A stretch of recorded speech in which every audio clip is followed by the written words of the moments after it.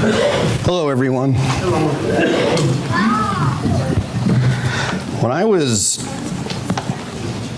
going for my teaching degree, I was an assistant in a class, an aide, if you will, in a class, and there was another teacher at the school who was retiring after many years of work, and I said to him, "Do you have any words of wisdom for a beginning teacher?"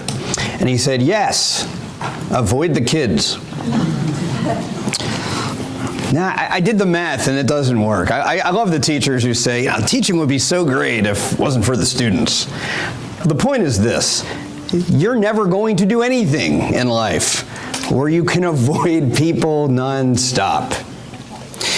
Proverbs 27:17 gives us such an opportunity. As iron sharpens iron, so one man sharpens another. Think about all the people you will run into today. Even if you go to, let's say, Jewel Osco to go food shopping afterwards, you might not know anyone, but you have an opportunity. Every single person you pass, maybe it's a word, maybe it's just a look, maybe it's a friendly smile. You have such power to affect someone's day. So I understand that some people are introverted, some people are extroverted, some people probably lie somewhere in between. One way or another, you have to be able to have at least a little modicum of people skills. And it's not always easy, but if you're going to lead anyone, and I'm glad there are a good amount of, I'll put this in quotes, younger people here today, because this is kind of really for you, as well as it is for others as well, because I want to talk about mentorship and how it was used in the Bible, specifically between Paul and Timothy. But my point is, if you're going to lead, even if it's not leading a big group, you're going to lead someone, but nobody is going to follow you if you don't communicate with them. That is a key.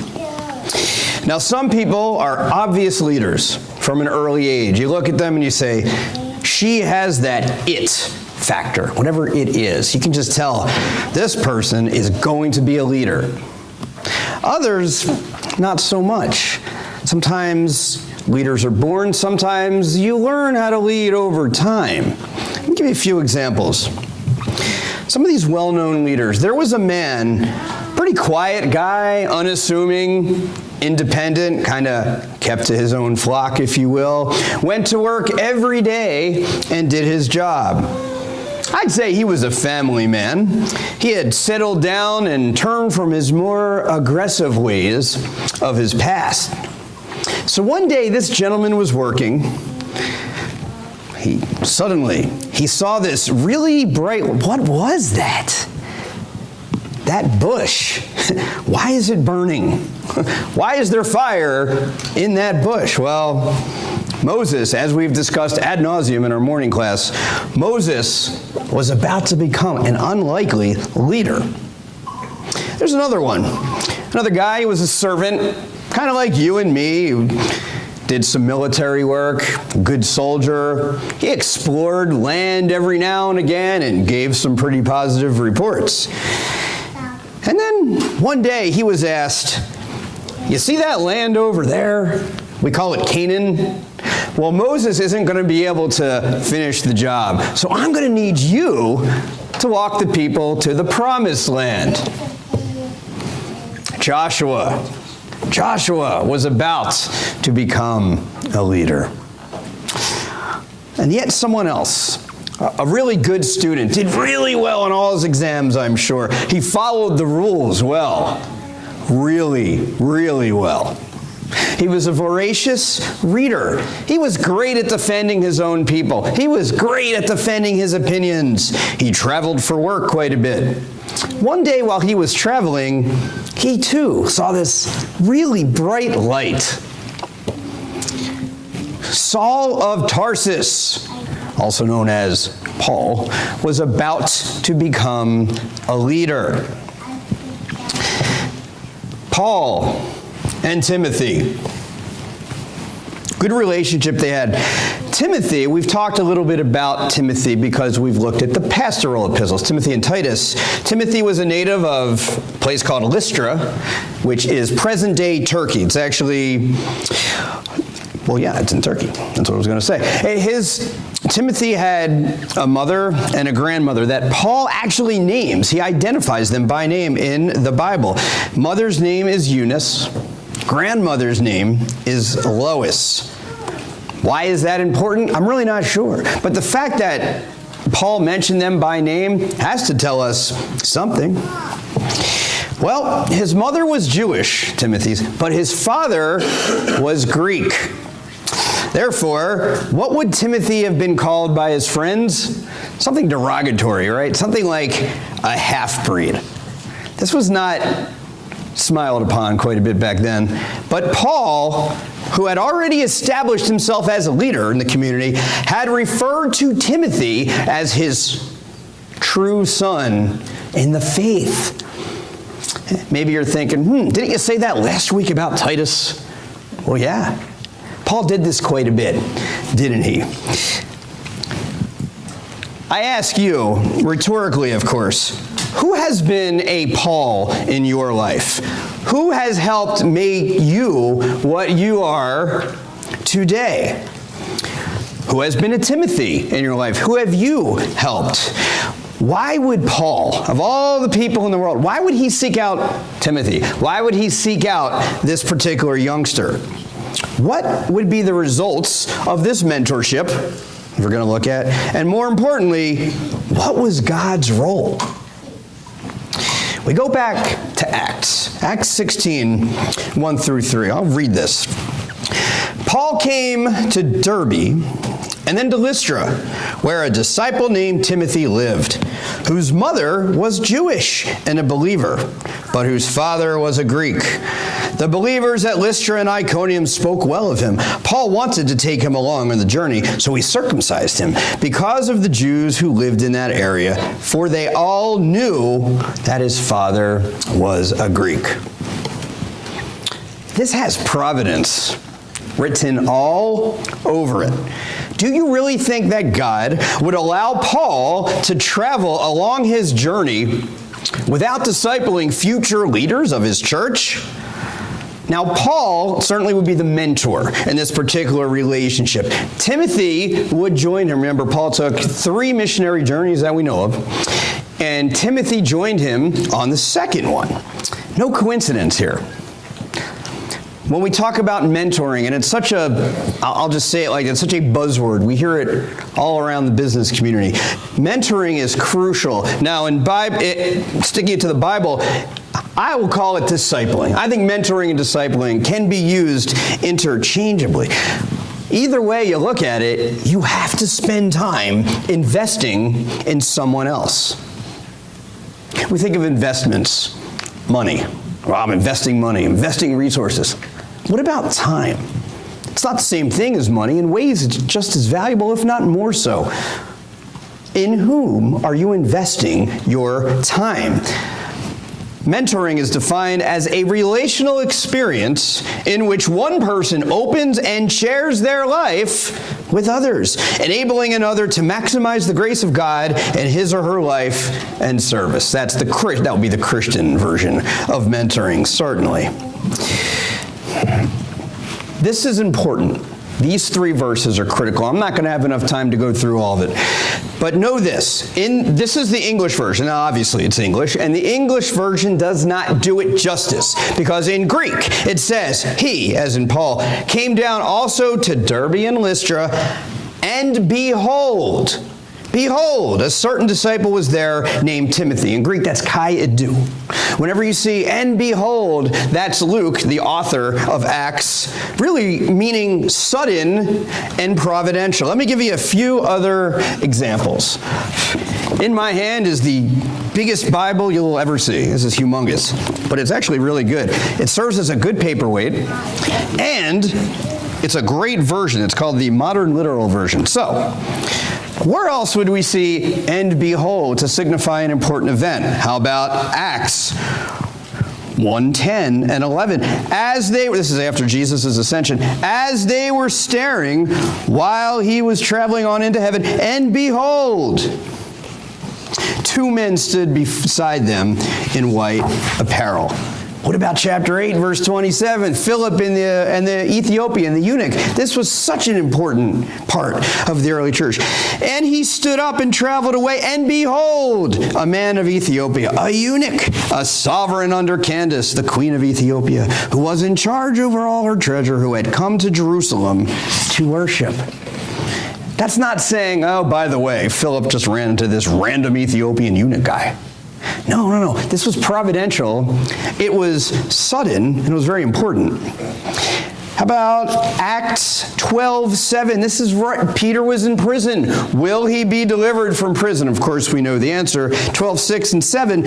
When Herod was about to lead him out, in that same night, Peter had fallen asleep between two soldiers, having been bound with two chains, and guards before the door were guarding the prison. And behold, a messenger of the Lord stood by him, and a light shined in the cell. And having struck Peter on the ribs, he lifted him up, saying, "Stand up quickly." And his chains fell off from his hands.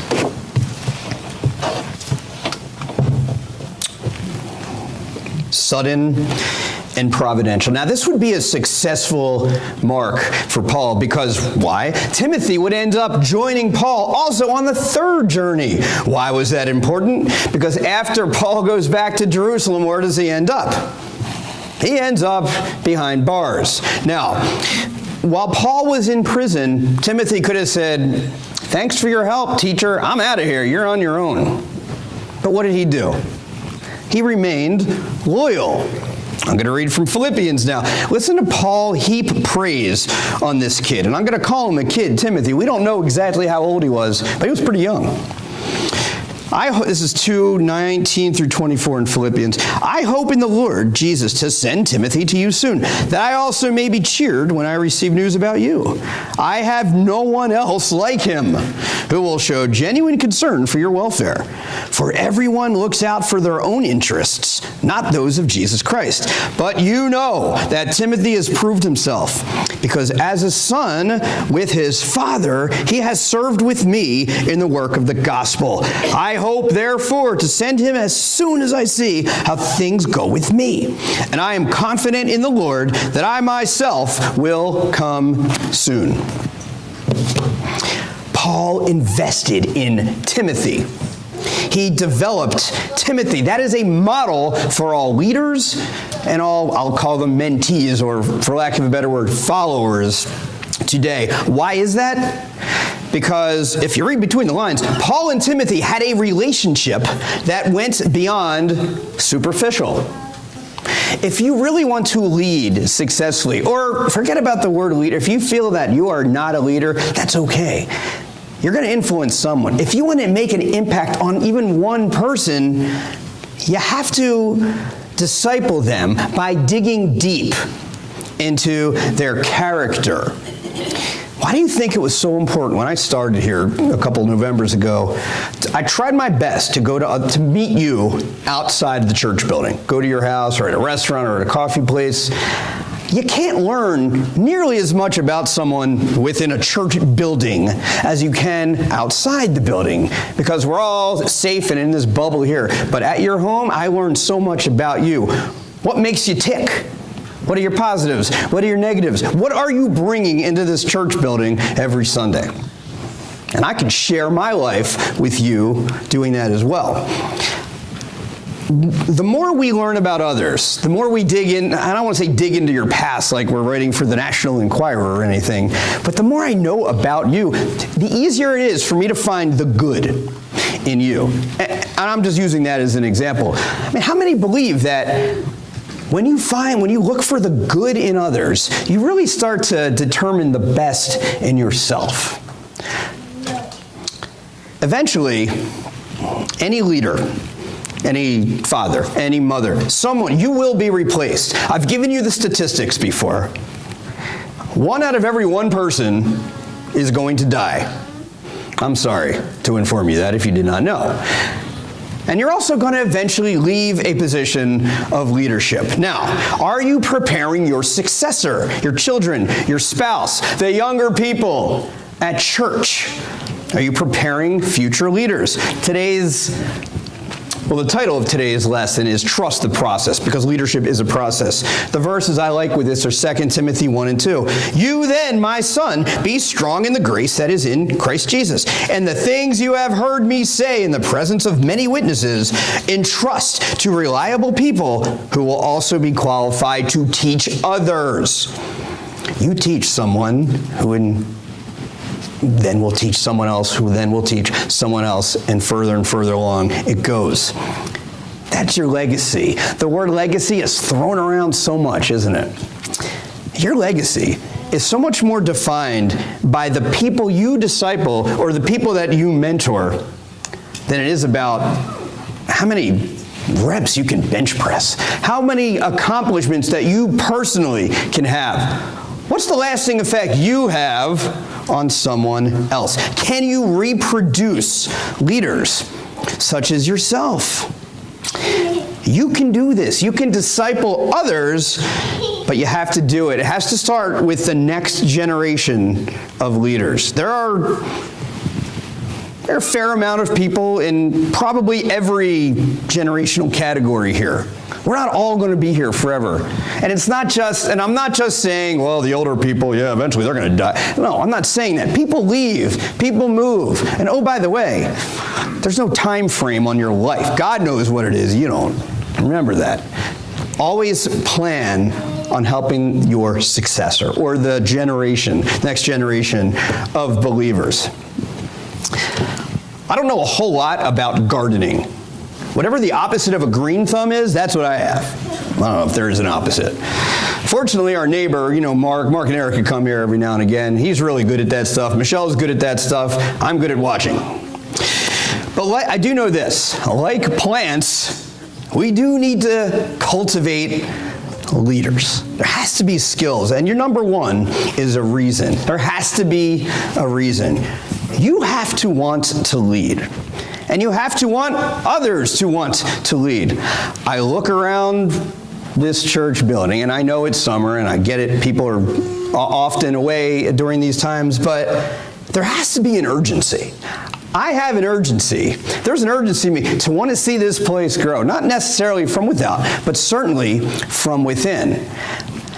Someone told me, I was explaining just leadership. I was discussing leadership with someone not too long ago, and we were talking about how, there's a few tough people in an organization, and he said this. He says, for every crazy fool, there are hundreds of good Bible-believing men and women who want what's best for the kingdom. Unquote. And that is true. And when we're talking about what's best for the kingdom, we're not talking about something that happened 50, 60 years ago. And there are plenty of people in churches or even without who always say, it used to be so much better. It was so much better then. We used to sing better songs, and the preacher would only talk for a few minutes, and things were just so much better in 1971. Okay, I don't know if it is or not, but I can't change that, neither can you. Instead of focusing on how great the church used to be, why don't we focus on the greatness that lies ahead? The glory days. What could it be today? If you want to lead, ask yourself this question. How can I inspire hope in others that the church's best days lie ahead and not behind? We've got a VBS coming up in 8 days. Yes? 8 days. Are you going to be part of that? This is a critical event, in my opinion. And we didn't do this until last year, and we saw the fruit from that. It's things like that. It should make us want to get involved and get other people in the community excited about this. There has to be an urgency. That's the reason for me. What about responsibility? Well, the church is so unique in that there's not a president that I know of a church. There's no vice president, not a secretary, there's no treasurer, there's not even a sergeant-at-arms that I'm aware of. There's no true hierarchy that you would see at your work because we're not corporate America. That's a good thing, but it also leads to people being a little passive. Because when there's no true leaders, who's going to get all the work done? You always think, well, I'll just let the other guy do it. I'll let her take care of this problem. When I did land my first teaching job, was in Alexandria, Virginia, 2000, I think, and I was new. I didn't really know what I was doing. And I was given the extra 5th grade class. And I didn't even start till a week into the school year. That's how behind the 8 ball I was. So I just assumed they would give me a mentor because they said they would. I said, all right, you'll get a mentor, you'll be good to go, she'll help you out, and we'll go from there. Okay, well, I got there. There were 3 other teachers in 5th grade, and they decided that instead of giving me a mentor, they would all be mentors. They would be co-mentors. How do you think that panned out? What's the point there? If there are 3 mentors, you don't have 1 mentor. Get it?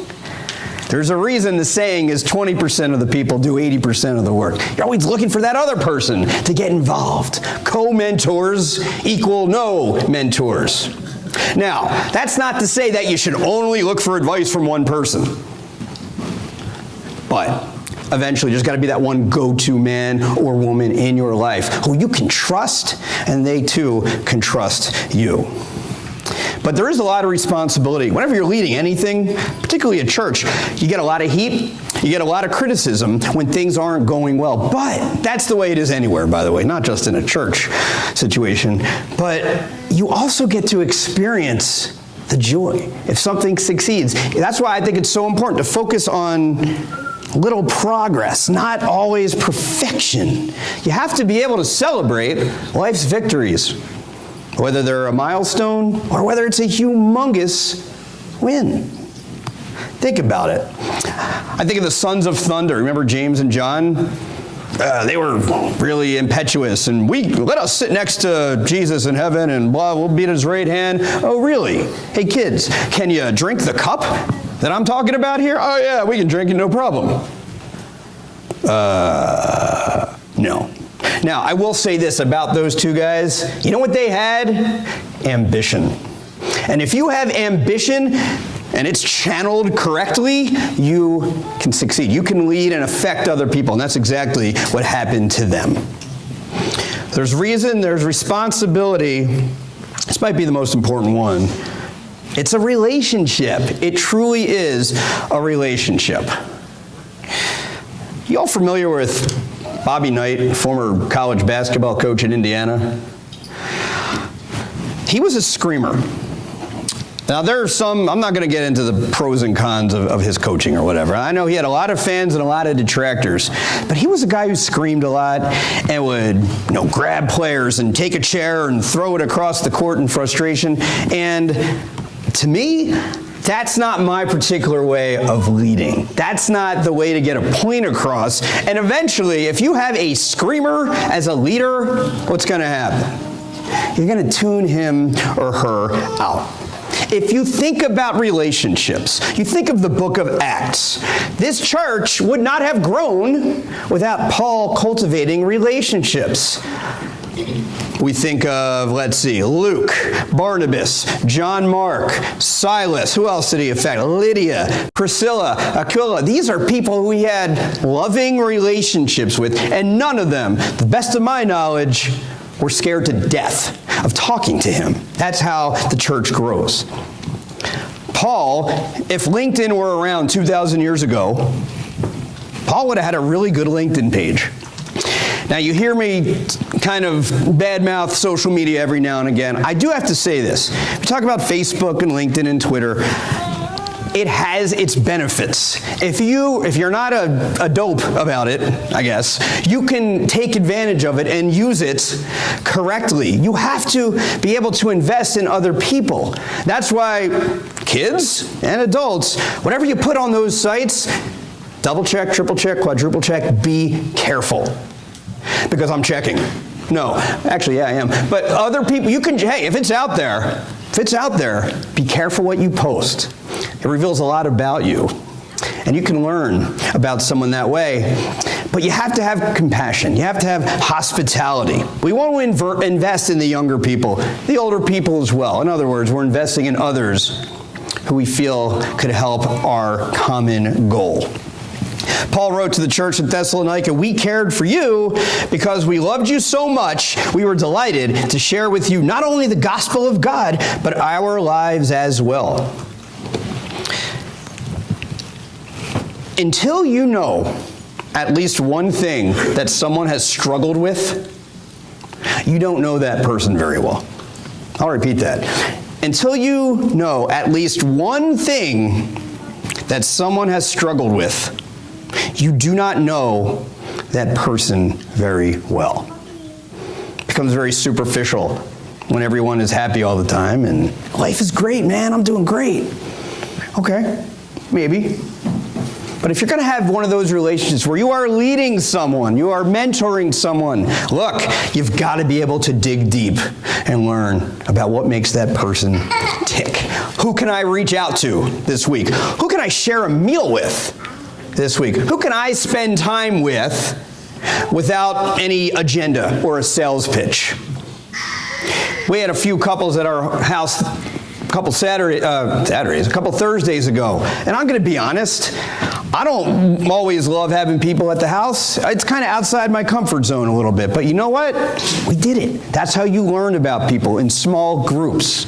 Or even, it doesn't even have to be at your home. You can go meet at Starbucks, or I prefer Dunkin' Donuts, but anywhere with coffee, right? Learn about one another. And finally, refine, talking about development. Conflict management skills, always important.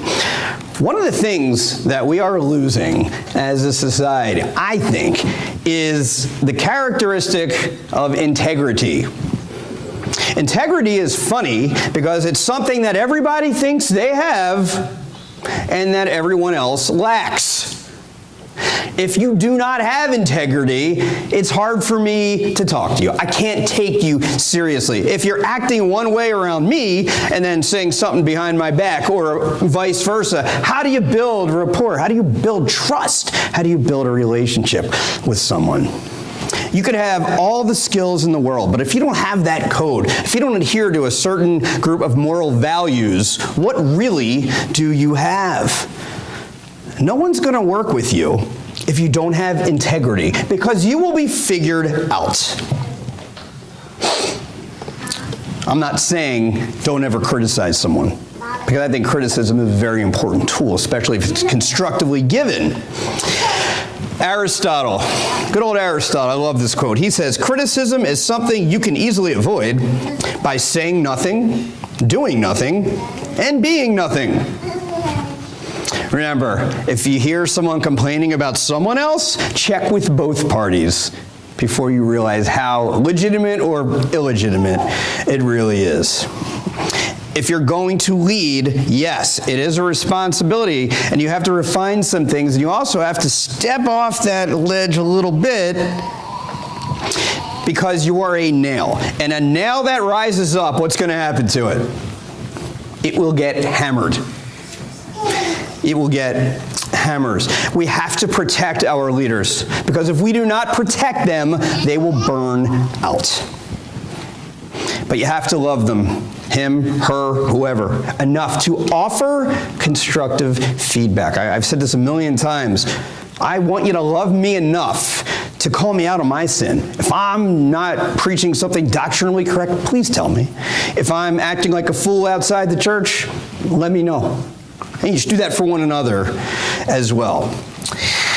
Openness is an important part. If you're going to mentor someone, you have to be transparent. You have to. Again, you will be found out. A relationship that includes words that you need to hear rather than just words that you want to hear. I'm sure you woke up this morning wanting to hear how beautiful you looked, how great you are, and how wonderful you're doing at your job. And maybe those three things are true. But if not, if you go to work tomorrow, let's say, and someone is giving you a hard time and offering you criticism, maybe it's something you need to hear. If you've ever been part of a team in sports, you know that with any coach will preach teamwork.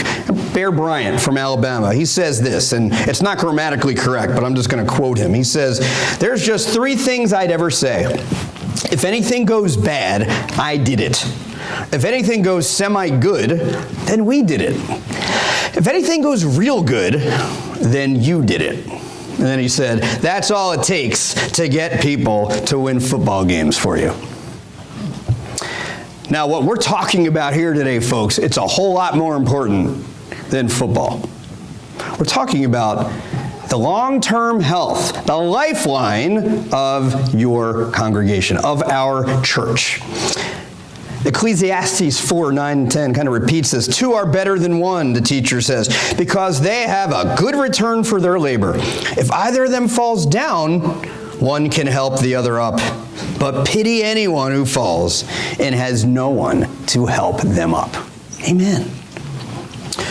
All right, we have heard what I've had to say. Let's hear from someone a little bit more important, Jesus Christ. Here we go. Matthew 14, 15 through 21. This is a much better example of teamwork and leadership than anything you will hear today. As evening approached, the disciples came to him and said, this is a remote place, and it's already getting late. Send the crowds away so they can go to the villages and buy themselves some food. This is the feeding of the 5,000, I should say.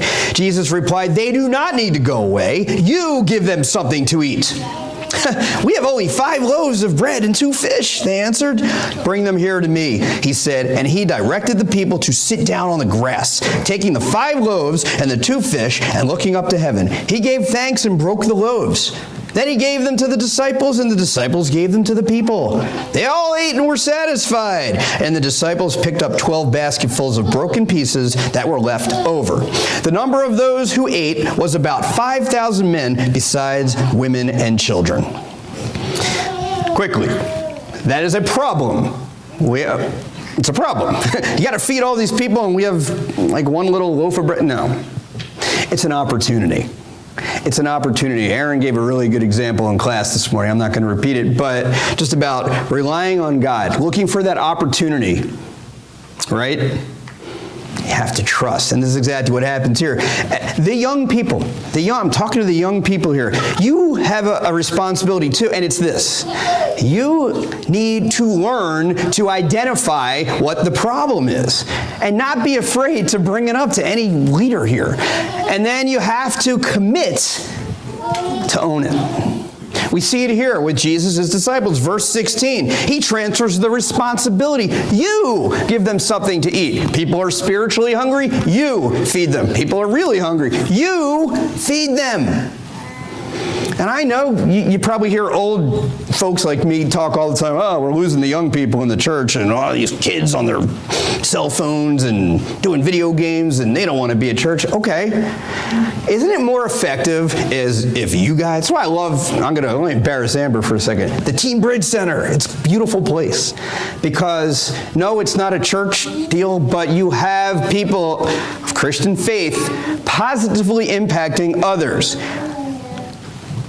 They're not going to come hear me preach, but they will come talk to you, Amber, and the other people at that particular organization. And that's why you are so important. And if you'll notice also, real quick, Jesus did not rescue these guys, did he? He didn't rescue the disciples. He wasn't a control freak. If Jesus would have said, you know what, guys, you're right. Take a breather. Y'all are tired. Don't worry. I'll handle this. That's not helpful leadership. Because if you do everything for someone, no one's going to learn from their mistakes.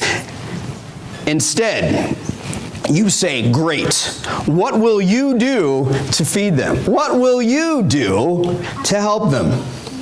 What will you do to solve this?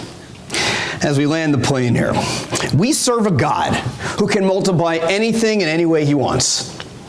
Are we going to be critical or are we going to be thankful? We are all in this together. It says it right there. The number of those who ate was about 5,000 men besides men and women. Why? Because they all ate and were satisfied. The disciples picked up 12 basketfuls of broken pieces that were left over. They were all involved. Jesus made it so they all owned the problem. He was leading them and they didn't even realize it. Can we celebrate the wonderful things that God has accomplished through this congregation? We can. Why? Because it's good for the elders? No. Because it helps the deacons? No. Because it looks good when the parking lot is full of cars? No. Because it strokes my ego as a preacher? No. Because it glorifies God. That's the only important thing. Well, it's not the only, but it is certainly the most important thing that we've got to focus on each and every morning. And forget about even being here. When we talk about the church, oh, what are you doing Sunday? Well, I'm going to church. Okay, talk to someone about that. Open that door. Why are you going? Because mom's making me. No, wrong answer. Because it glorifies God, who happened to create you, by the way. How well do we know the people here? So let me give you a story. There's a 24-year-old boy who was looking at a train window, and he said, "Dad, look, the trees behind us are moving." So there was a young couple behind who thought this was a rather strange thing for a 24-year-old boy to say. Okay. And then he said, "Dad, look, the clouds are running with us." Finally, this couple had to talk to Dad. They said, "Something's up with your boy, huh? Why don't you take your son to a good doctor and figure this thing out?" And Dad said, "You know what? I did. We're actually just coming from the doctor right now. You see, my son was blind from birth, and he just got his eyes today." Every single person on this planet has a story. And don't you dare judge them before you get to know them. Because the truth might surprise us. So in closing, this is the second time I've said in closing, sorry. I know that it's looks like a false start there. What would Jesus do? These are the final summation here. Invest in people regardless of status. Disciples, for instance, they were not religious elites, they weren't leaders, they weren't exceptional in any way. Number 2, allow others to make mistakes. It's inevitable anyway, because people are not perfect. What a great learning tool this is. 3, individualize instruction. Any teacher in here should be going like this, because not every student learns the same way. We all have different strengths. Number 4, recognize you're not going to be around forever. Equip others. Not only to be good, but to be better than you. What a gift that is. 5, be a servant. Pretty self-explanatory. The last will be first. I'm not saying you need to go out and wash someone's feet today, but model the correct behavior. 6, celebrate success. It's about progress, not perfection. Set goals, little goals, milestones. Write them down if necessary. Finally, 7, finish strong. 2,000 years later, despite all kind of opposition from the devil, Jesus' ministry is still pretty good, huh? Still pretty effective, I would say. And I know, it's a lot easier said than done. You are not Jesus. You might not be an expert when it comes to doling out pearls of wisdom or knowledge. I know I'm not. But you know what? Make yourself available, like the prophet Isaiah did. Everybody, regardless of how much education you have, what you look like, your personality, everybody can learn. And everybody has a calling. And everybody needs someone to help cultivate his or her leadership skills, and more importantly, to grow in his or her faith. That is where your true legacy lies. Well, you know what I'm going to say now? You are the only Bible some people may ever read. I'll take that a step further and say you're the entire curriculum. What kind of Bible are people going to read today?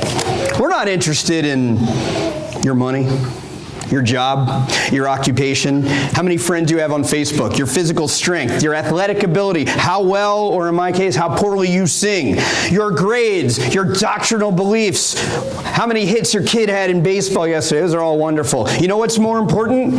How did you pass the baton of faith from your generation to the next? What did you do today that will reflect Jesus Christ for the next generation?